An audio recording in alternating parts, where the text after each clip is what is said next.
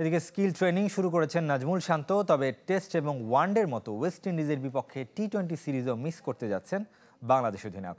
তাই এনসিএল টি-20 এবং বিপিএল ঘিরে প্রস্তুতি নিচ্ছেন শান্ত। একই লক্ষ্য নিয়ে মিরপুরে অনুশীলন করেছেন তামিম ইকবাল।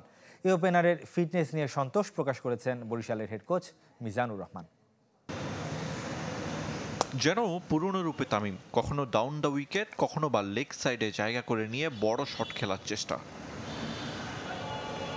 জাতীয় দলে ফেরা অনিশ্চিত, তবে এনসিএল টি-20 ও বিপিএল এর জন্য প্রস্তুত করছেন নিজেকে। পেসার রিপন মন্ডল আর স্পিনার নাইম ইসলামের বল সীমানা পার করার চ্যালেঞ্জ নিয়েছেন এই ওপেনার। নেটে অনুশীলনে নজর রেখেছেন বিপিএল ফ্র্যাঞ্চাইজি বরিশালের হেড কোচ। ব্যাটিংয়ের পাশাপাশি তামিমের ফিটনেস নিয়ে সন্তুষ্ট মিজানুর রহমান। এখনো সময় আছে, বাট সে যেসব শটসগুলো খেলতে চাচ্ছে মোটামুটি মনে হচ্ছে যে লাগছে, ব্যাটে বলে হচ্ছে। পুরোপুরি ফিট না হওয়ায় ওয়েস্ট ইন্ডিজের বিপক্ষে টেস্ট ও ওয়ানডে সিরিজ মিস করেছেন নাজমুল শান্ত। অনেকটা নিশ্চিত খেলা হবে না টি-20 সিরিজও। অবশ্য মিরপুরে পুরো দমে ব্যাট করেছেন শান্ত।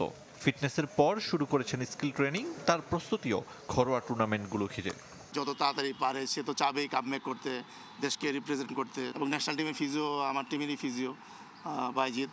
সো কথা হয়েছে যে ও তাড়াতাড়ি রিকভার করার চেষ্টা করতেছে এবং অলরেডি সে ব্যাটিংও করছে। এনসিএল এর নতুনদের দিকে নজর রাখবেন কোচিং স্টাফরা। জাতীয় দলের হয়ে যারা শর্টার ফরম্যাটে খেলতে চায় তাদের জন্য সুযোগ দেখছেন।